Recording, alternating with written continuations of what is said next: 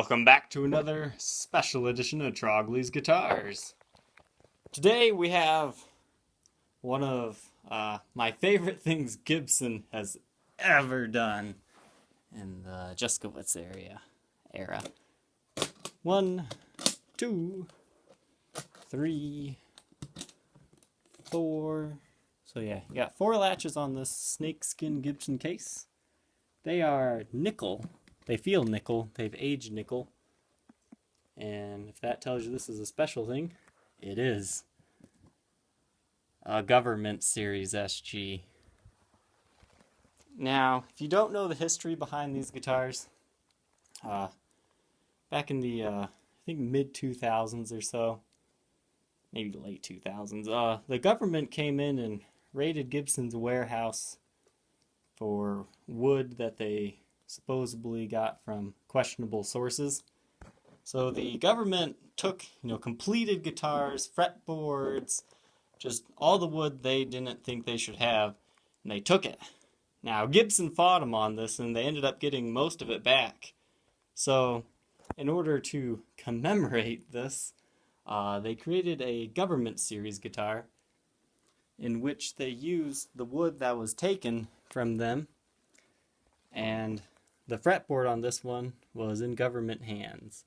So that's what makes these instant collector's items. They're also very great playing guitars, but I think the ultimate middle finger to the government that Gibson did here was the pickups they put them in there. Dirty finger pickups. So it's like, keep your dirty fingers off our wood. But yeah, that's enough on the history of this guitar, but that's just what makes this guitar interesting. It's basically a studio model. I wish they would have made like a higher end custom model as well, but they didn't. And here you have all your original truss rod tools, and under here you have the certificate of authenticity. It's a nice little tea-dyed paper there. Very cool. This is definitely one that will probably appreciate in value as it ages and one day becomes vintage. But these things are just super cool. Now, this is the Government Series 2. The original ones were a darker color. This one's more of a government tan, which looks a lot more impressive in person. The first series came with a different case.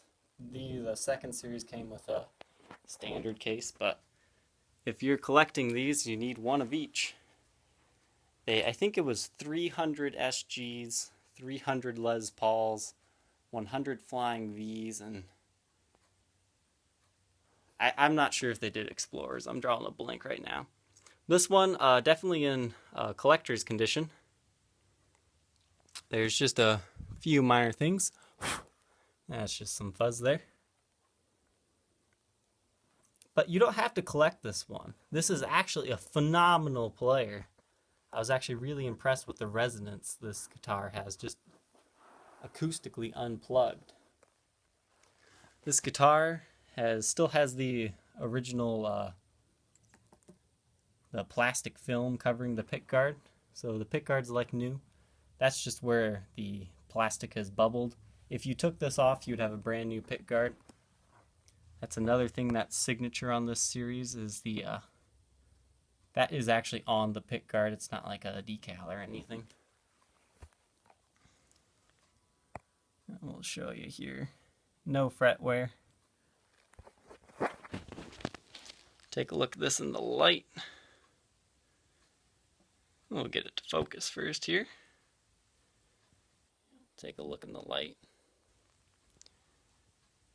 No major nicks, dings, or scratches here.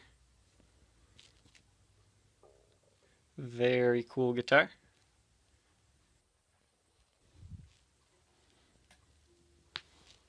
Take a look at the headstock here.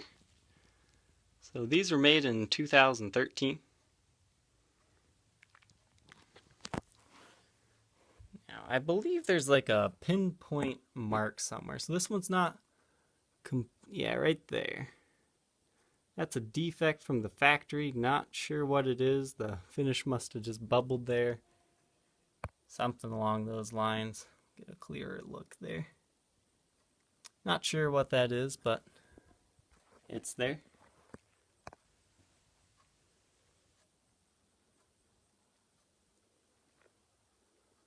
Overall, just a really cool guitar here.